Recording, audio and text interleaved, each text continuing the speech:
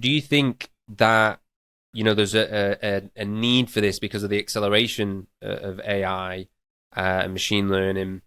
Do you think that it's more important now than ever? Is that one of the drivers at all behind NIM, that you see this kind of potential future, and then you want to do something about it? I Yes, in like kind of in short, yeah, because I also think there's a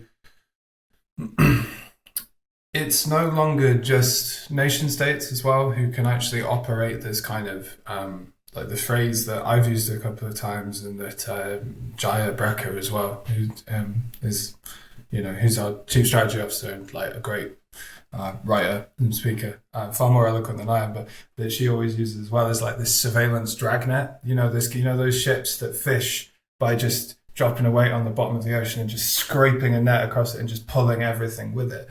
And even when this sounded kind of like paranoid conspiratorial thinking, then actually, maybe like the US could do it, and maybe a couple of other Five Eyes countries together could do it, right? Because they had the computing power.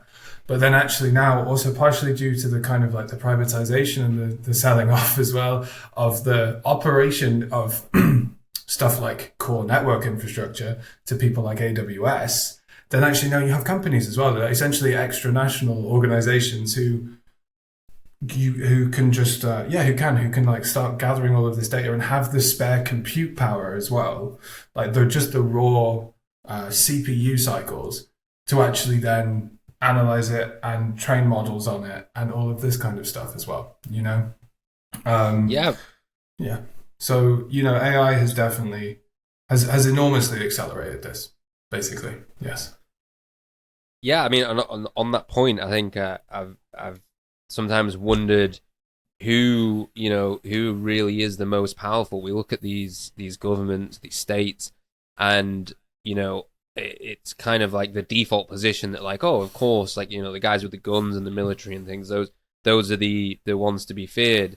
But then when you sort of deconstruct the idea of power itself, and you Mm. think, what really is power? And one of the, at least just one of the conclusions I came to was that yes, power can be brute force, it can be violence, but it can also be influence on people's behavior. Mm-hmm. Um, and so when you think about something like Google, right, and you think that everyone's homepage is Google, and if they wanted to put a message out there, right, how many, it just changing the homepage, just putting a message on the homepage, how many people does that affect? How many people? How does that affect people's psychology? How many people see that more than once a day? Like, Yeah. if they were to keep a message up, like, how long does it take before they can shift culture?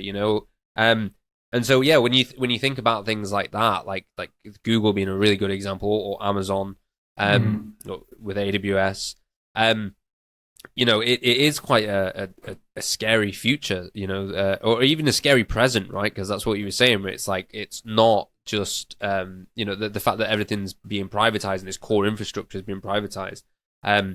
So yeah, I think we in general in society, it might be time for a shift. The way that we look at, Mm. like, who holds the power now, like it's the technologists in a sense. Yeah, absolutely. And I think I also think this, there's you only have to look at how much governments have bailed out private companies in the past decade, 20 years, whatever, and also how much of money that, especially in the American context, everyone thinks of Silicon Valley as this kind of like beacon of the free market, right? Which is also just not true. Um, but everyone thinks, oh, okay, this is kind of like private money. This has nothing to do with governments. But actually, that, so much of their money does actually also come from government subsidies, government funds, like all of this kind of stuff. So yeah, just looking at those two things as well, like, yeah, the interweaving between what we think of as the state and the private sector as well. That is just shown to be a false kind of dichotomy, I think. Unchecked governments have eradicated privacy and truth. Those who resist are brought down swiftly, but we refuse to submit. Unipunks are freedom fighters, protected by encrypted shadows. The future we're building is sovereign and uncensorable. The moonlit night